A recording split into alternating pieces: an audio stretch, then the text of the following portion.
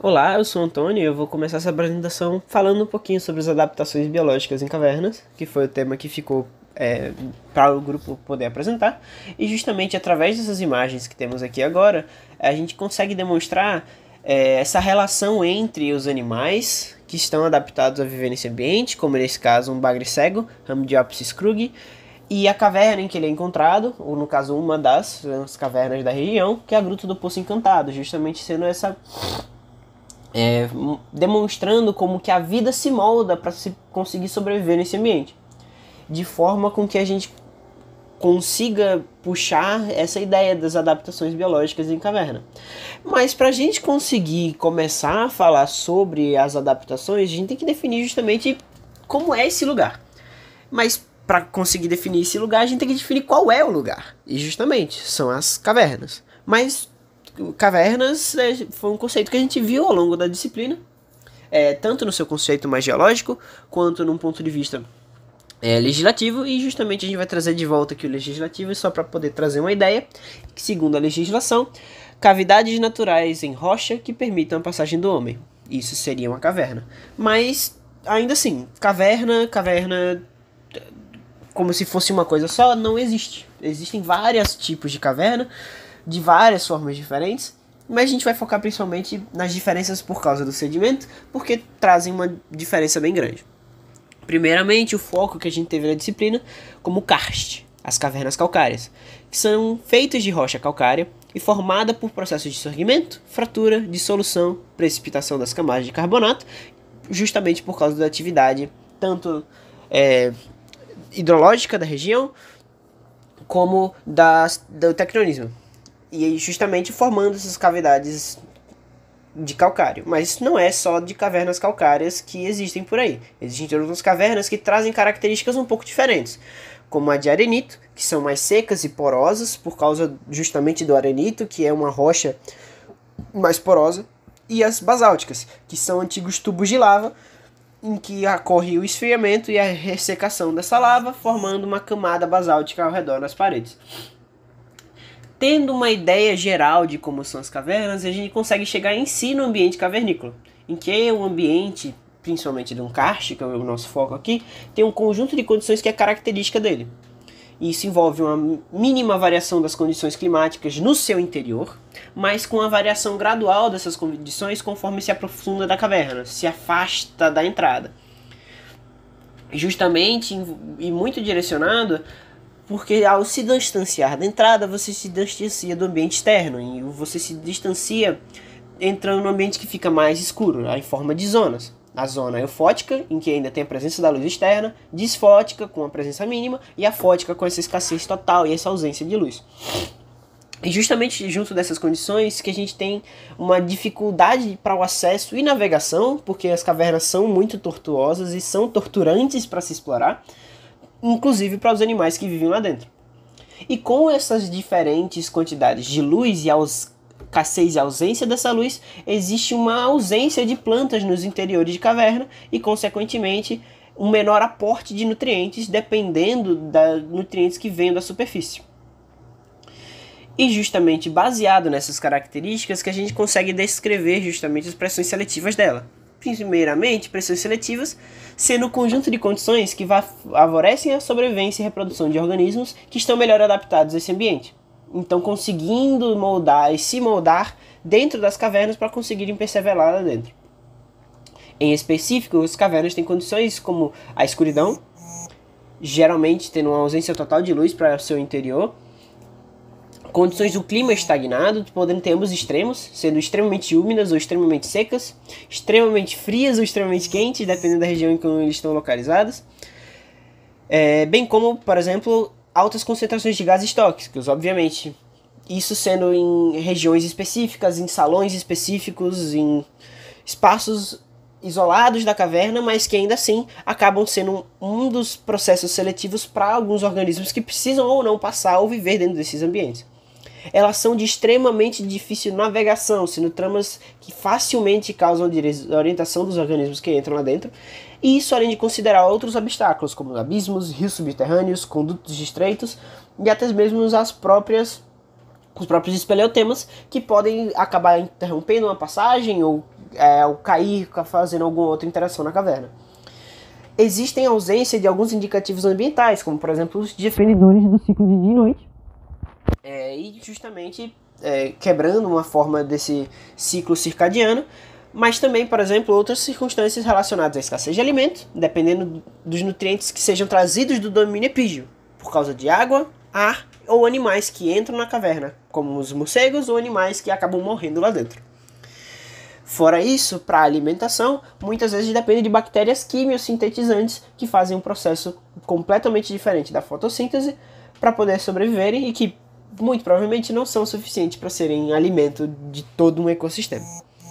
E justamente por causa desse conjunto de pressões que muitos animais, os chamados troglóbios, têm conjuntos muito semelhantes de características, mesmo sem ter relação nenhuma entre si, ao mesmo tempo que são altamente específicos para a caverna em que eles são encontrados, normalmente sendo encontrados naquela caverna ou de uma região próxima e em mais nenhuma outra. Bom, continuando a apresentação, eu sou o José Guilherme e agora começaremos a discutir sobre como os seres vivos podem acabar nas cavernas e quais adaptações são desenvolvidas para a vida cavernícola, seja ela de forma acidental ou proposital, transitória ou permanente. Primeiramente, os seres que não são comuns serem encontrados em cavernas, isso porque as cavernas não têm muita utilidade para seu ciclo de vida, e esses seres acabam nelas por eventos como quedas dentro das cavernas, fuga de predadores e enxurradas, normalmente procurando sair depois do evento inicial, mas uma vez dentro, eles podem acabar perdidos. Agora para os troglóxenos, eles são aqueles que utilizam a caverna, mas não possuem a capacidade de sobreviver apenas dentro dela.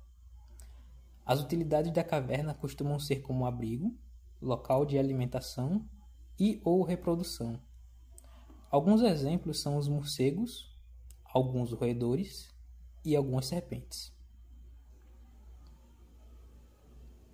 Em seguida, temos os troglófilos, que podem completar seus ciclos de vida tanto dentro quanto fora das cavernas, sendo assim cavernícolas facultativos. Como alguns exemplos, podem ser citados aracnídeos, os insetos e alguns moluscos gastrópodes, também chamados de caramujos. Por fim, temos os troglóbios, que são aqueles restritos às cavernas, muitas vezes adaptados somente às condições das cavernas específicas onde são encontrados e não existindo em outras do mesmo sistema. Essas adaptações desenvolvidas são o que normalmente impede sua sobrevivência fora do ambiente cavernícola.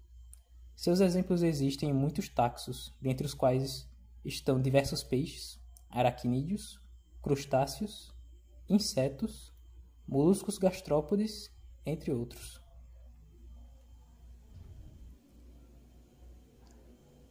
Como já foi visto, este ambiente impõe pressões seletivas únicas que, ao longo do tempo, resultam em mudanças nos organismos que ali se mantiveram.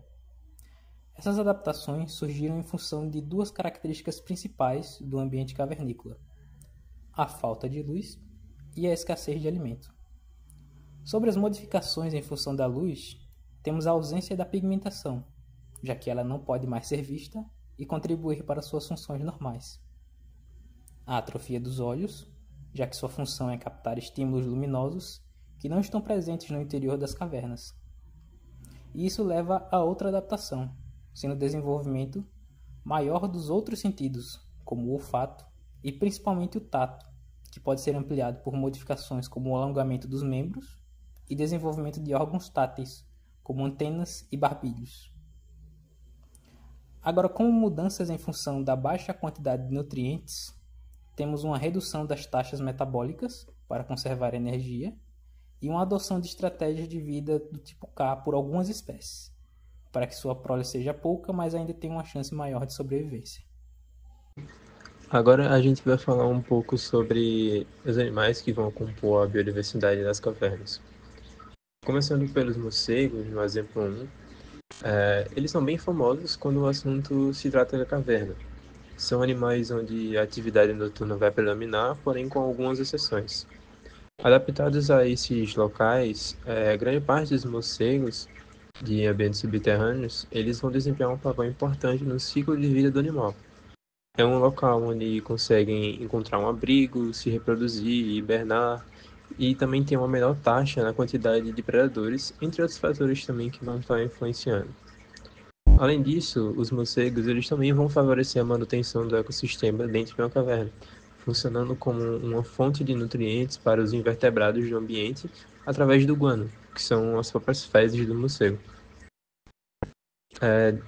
Um exemplo seguinte, temos a salamandra Speleomantis flavus, que é uma espécie de salamandra endêmica da ilha Sardenha da Itália.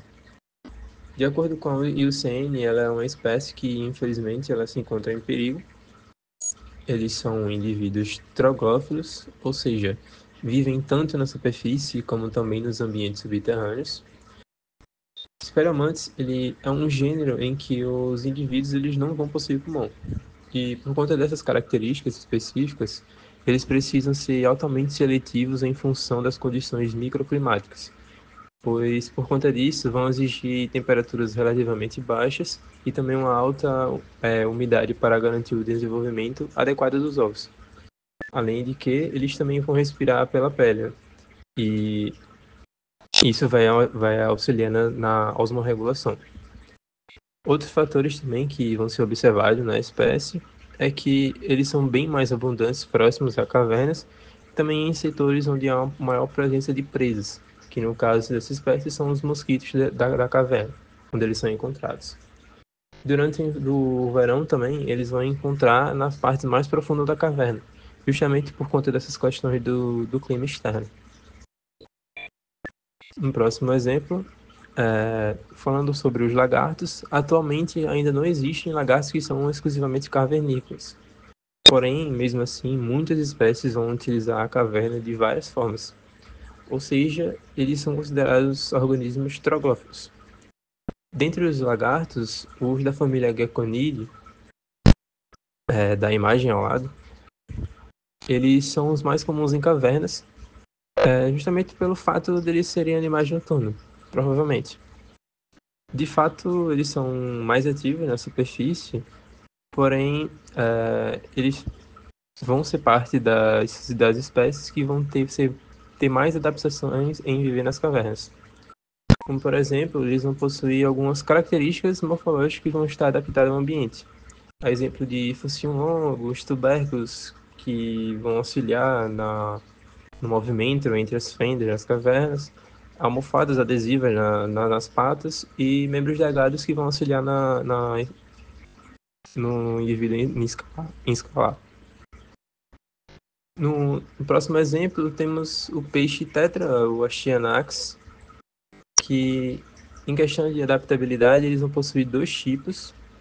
Um que é de superfície, apresentando olhos e uma pigmentação normal, e o outro, cavernícola, que não vai possuir olhos e é despigmentado. Que dá para ver na imagem ao lado. No caso dos indivíduos troglobes, eles são altamente adaptados ao ambiente em que vivem. Eles nadam paralelamente à parede por conta da linha lateral, que é um importante sistema sensorial nos peixes, e associado a isso, eles possuem uma curvatura no corpo, auxiliando a esse tipo de nado. Além de que a sua principal presa são camarões, que vão estar também grudados nas laterais da parede. Também eles vão possuir um aumento no número de neurônios serotoninérgicos no hipotálamo, que afeta a maneira de como o cérebro processa informações e reage ao ambiente. Também tem um aumento no número de neuromachos, que são receptores sensoriais, na cabeça, e que vai ser responsável pelo surgimento do comportamento de alteração por vibração, que é considerado um estímulo exploratório, no qual os peixes vão auxiliar nos peixes a pegar comida tanto na superfície como no fundo. Agora, como um exemplo de invertebrado, temos o crustáceo troglóbio Speleomyces quinterensis. Este crustáceo, pertencente à ordem Micida, é nativo de cavernas do México, como as cavernas Pachón e Refúgio. Como é possível observar nas imagens, ele possui diversas mudanças em seu plano corpóreo para a vida cavernícola, quando comparado a um parente próximo chamado Heteromyces formosa. Dentre essas mudanças estão a atrofia dos olhos, a perda da pigmentação e o desenvolvimento de longas antenas, que funcionam como órgãos táteis e permitem a navegação do crustáceo no meio completamente escuro das cavernas. Dando continuidade à apresentação, eu, William, gostaria de citar o Proteus, um tipo de salamandra, um anfíbio cego endêmico das águas subterrâneas das cavernas kársticas na Europa, mais especificamente no sul da Europa. E pela foto à direita, é possível observar que, semelhante a outros organismos kársticos, o Proteus possui uma despigmentação e a ausência de olhos, algo que também pode ser verificado se comparado com um táxon próximo que não tem essas mesmas adaptações, como o caso do axolote. O Ambystoma mexicanum, que é uma espécie muito utilizada no aquarismo, principalmente a sua versão albina, embora não seja a versão que predomina na natureza, e endêmico da Cidade do México, onde é possível observar que há a presença de olhos e, claro, de pigmentação, porque é uma adaptação voltada para a luz solar, que não é mais necessária em ambientes completamente escuros como os cavernícolas. Indo ainda mais adiante nas adaptações voltadas para essa vida em cavernas, também há de se citar uma aranha sem olhos, a Cynopoda scurion, que foi o primeiro animal desse tipo, né, um animal caçador, sem olhos, encontrado nas cavernas da Ásia. E, mais uma vez, há um padrão na despigmentação e a ausência dos olhos como receptores do ambiente. Porém, apesar disso, ela desenvolveu outros mecanismos como alta sensibilidade nas patas. Ela consegue perceber a vibração de presas a uma grande distância e, a partir disso, se localizar num ambiente completamente escuro. E isso nos leva também a questionar sobre como aranhas, de modo geral, que acabam desenvolvendo 8 olhos, podem acabar tendo esses órgãos retrocedidos à virtude em que eles não são mais necessários por causa do ambiente. Também há uma grande diversidade voltada para crustáceos, como é o caso do nosso exemplo 8, o crustáceo Speleogamous spinilacertus, pertencente à ordem Anfípoda e que também vai apresentar essas mesmas características, um corpo translúcido, ausência de olhos e desenvolvimento de outras estruturas sensoriais para guiar esse organismo num ambiente completamente escuro. Para o nosso 9º exemplo, estamos agora citando o brasileirinho cavaticus, que é um isópode aquático que foi fotografado na Baixa Funda, em Paripaguana, na Bahia. E na foto é possível observar esses isópodes se alimentando do guano dos morcegos. E, bem, esse tipo de comportamento sempre reflete em como a energia trófica, em como os nutrientes na caverna são escassos, as poucas formas de vida que se adaptaram para viver exclusivamente nesses meios precisam saber reciclar os nutrientes, precisam saber se aproveitar dos nutrientes à medida em que eles são disponíveis.